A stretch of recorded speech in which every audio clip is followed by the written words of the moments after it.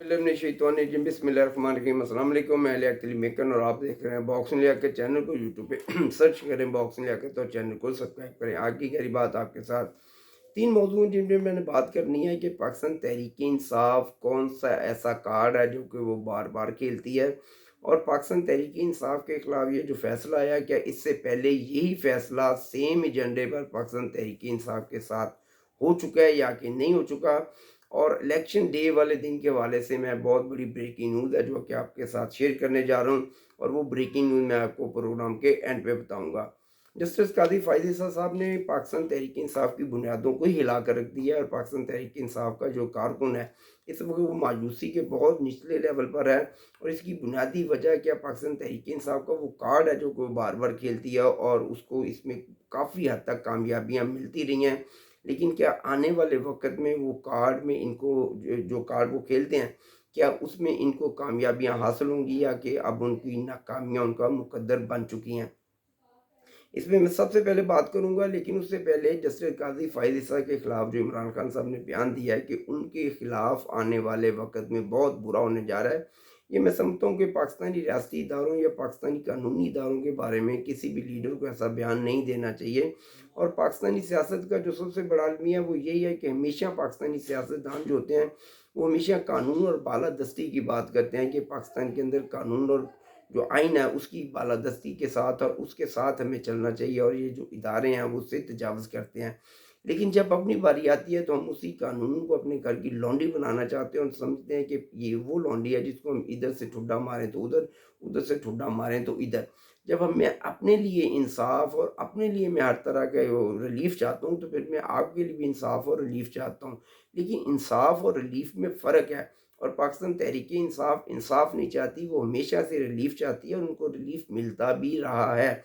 क्योंकि यही वो बुनियादी वजह थी जिस वजह से इस दफ़ा भी वो जो अपनी कानूनी तैयारी थी वो पूरी तरह से करके नहीं आए हुए। और पूरी दुनिया ने मीडिया के अंदर वो कवरेज देखी कि जब जज साहिबा उनसे बार बार सवाल कर रहे थे तो आई अपोलोजाइज और हर बात पर माफ़ी मांग रहे थे और कह रहे थे कि ये वो काम हम नहीं कर सके या ये वो चीज़ है जो हम पेश नहीं कर सकते। लेकिन जब आपको चीफ जस्टिस साहब ने कहा कि आप वो डॉक्यूमेंट्स दिखाएं जो आपने इलेक्शन डे वाले, ज़ाहिर बात है जिसने कोई फॉर्म फिल किया होगा, जो कोई वोट पड़े होंगे, तो आपने कहा कि हमने तीसरे दिन उनको अपनी वेबसाइट से हटा दिया। तो भाई आखिर ऐसी आपको क्या जल्दी थी, और आपने ऐसा अच्छा हथकंडा ही मैं तो कहूँगा कि आपने आखिर इख्तियार क्यों किया। आपको ये पूछा गया कि आपने वो जो फीस है, ज़ाहिर बात है पार्टी के फंड में जाएगी ना, फीस तो पार्टी के अकाउंट में जाएगी। तो आपने कह दिया नहीं जी वो हमने नगद दे दिया। अभी वो नगद फिर मुझे दे जाते आप 50,000, कम से कम मैं जज साहब को आके कह देता कि जनाब ये पार्टी जो फंड है इन्होंने मुझे दे दिया, तो ये है जनाब वो उसके ज़राए, जिस तरह मियाँ नवाज शरीफ साहब ने कहा था कि ये हैं वो ज़राए। तो आपको भी चाहिए था कि कोई ज़राए जो थे वो सामने लेकर आते, लेकिन आप तमाम तर कोशिशों के बावजूद आप नाकाम रहे, और उसकी वजह थी मजलूमियत कार्ड।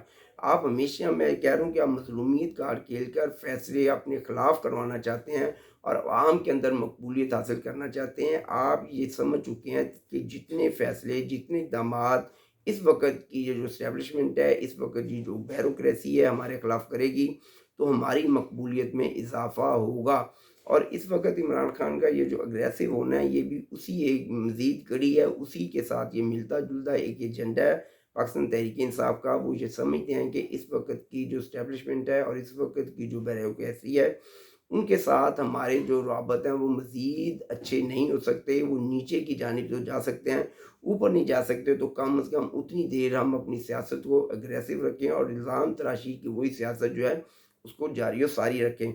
लेकिन मैं ये समझता हूँ कि पाकिस्तान तहरीक इंसाफ ये गलत कर रही है। आने वाले वक्त में पाकिस्तानी जो इस्टेब्लिशमेंट है, पाकिस्तानी जो इदारे हैं, वो आपसे दूर होते जाएंगे, आपके तर्ज अमल से, आपकी ज़ुबान से। और जब उनको ये पता चलेगा या वो ये महसूस करेंगे कि ये वो शख्स, ये वो जमात इस काबिल ही नहीं है कि इनके साथ बैठा जाए, अगर बैठेंगे तो ये वो गंद है, ये वो चप्पड़ है जिसमें हम कोई एक किंकर पहनेंगे तो उसकी जो छींटें हैं वो उड़कर हमारे दामन को लगेंगी, तो वो आपसे इज्तनाब करेंगे, आपसे दूरी इख्तियार करेंगे। तो खुदारा इमरान खान साहब, आप अपने लहजे में और अपने जो कारकुन हैं, आपके जो लीडरान हैं, उनके लहजे की जो तलखी है उसको नीचे लेकर आएँ ताकि कम से कम आने वाले वक्त में आसानियाँ पैदा हो जाएँ। یہ مشکلات تو 2-3 سال کی ہیں، 4 سال کی ہو جائیں گی، اس سے زیادہ مشکلات سیاستدانوں پر آئی ہیں، لیکن انہوں نے حالات اور واقعات کے ساتھ اپنے آپ کو ڈھالا اور پھر آگے انہوں نے ریلیف بھی حاصل کی اور کامیابیاں بھی حاصل کی۔ لیکن جس راستے پر آپ چلے جا رہے ہیں اور رکنے کا نام نہیں لے رہے، اس راستے پر میں سمجھتا ہوں ناکامیوں کے علاوہ آپ کے لیے آگے کچھ بھی نہیں ہے، اور دوسری جماعتیں ہیں وہ اس سے فائدہ اٹھائیں گی، اور آپ کے لیے وہ آگے جا کر بہت زیادہ جو ہے نقصان کا باعث بنے گا۔ اپنے رویے میں تبدیلی لے کے آئیں، اور جب تک آپ اپنے رویے میں تبدیلی نہیں لائیں گے تو پھر میں نہیں سمجھتا ہوں کہ آپ کے لیے آگے کوئی ریلیف پڑا ہے۔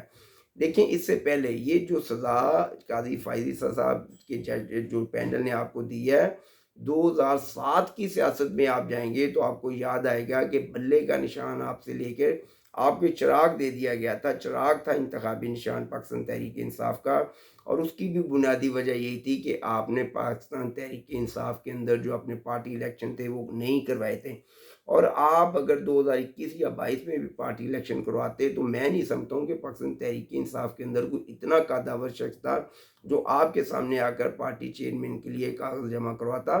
بے شک آپ بلا مقابلہ ہو جاتے، لیکن وہ ایک پروسیس تھا۔ جس طرح آپ نے تقریباً 2013 کے اندر کے نزدیک ہم نے دیکھے تھے کہ آپ نے پاکستان تحریک انصاف کے جو الیکشن کروائے تھے وہ بڑے بہترین الیکشن تھے، اور پورے ملک میں ہم نے دیکھا دوسری دیگر جماعتیں بھی ایسے ہی الیکشن کرواتی ہیں جیسے آپ نے اس دفعہ کروائے، لیکن تھوڑا فرق ہوتا ہے۔ کاغذ کی نامینیشن ہوتی ہے، کاغذ جمع ہوتے ہیں، ان کو باقاعدہ منظور نامنظور کیا جاتا ہے، اس کے بعد پارٹی الیکشن ہوتے ہیں۔ تو آپ پوری طرح سے ناکام رہے پارٹی الیکشن کروانے میں، جیسے کہ 2007 میں آپ پوری طرح ناکام رہے۔ اگر آپ ایک ناکامی کا سامنا 2007 میں کر چکے تھے تو آپ کو کم از کم عدالت میں پوری تیاری کے ساتھ آنا چاہیے تھا۔ میں یہ سمجھتا ہوں قانون اور آئین کے بالکل عین مطابق تھا یہ فیصلہ۔ جو میرے پاس بریکنگ نیوز ہے، 2024 کے الیکشن میں پاکستانی تاریخ کا جو سب سے بڑا بلنڈر ہونے جا رہا ہے وہ وہی ہے جو 2018 میں ہوا، کہ بہت زیادہ جو ووٹ ہیں ان کو مسترد کر دیا جائے گا، اور اس کی بنیادی جو وجہ ہوگی وہ یہ ہوگی کہ پاکستان تحریک انصاف کے 6-7 کینڈیڈیٹ اس وقت میدان ہیں، اور ہر کوئی ثابت کرنے کی کوشش کرے گا کہ میں سب سے زیادہ وفادار ہوں، اور دوسرا کہے گا میں سب سے زیادہ وفادار ہوں۔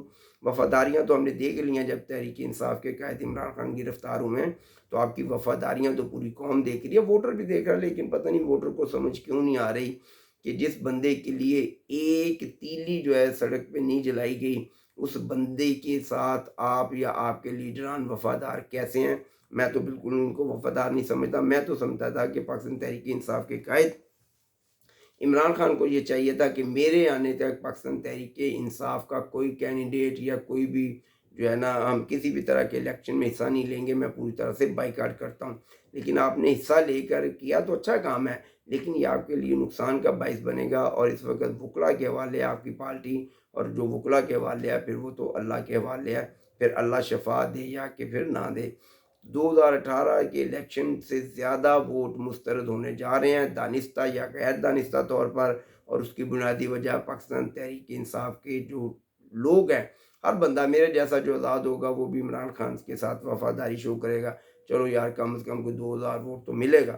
تو میری بات سمجھ آئے تو میری بات کو شیئر کریں۔ اپنے رویے میں جب تک آپ بہتری نہیں لائیں گے آپ زوال پذیر ہوتے جائیں گے، اور اس تکبر کو جب تک آپ نہیں چھوڑیں گے تو میں نہیں سمجھتا ہوں کہ کوئی بہتری کا راستہ نکل سکتا ہے۔ پاکستان زندہ باد، میرے ادارے پائندہ باد۔ السلام علیکم۔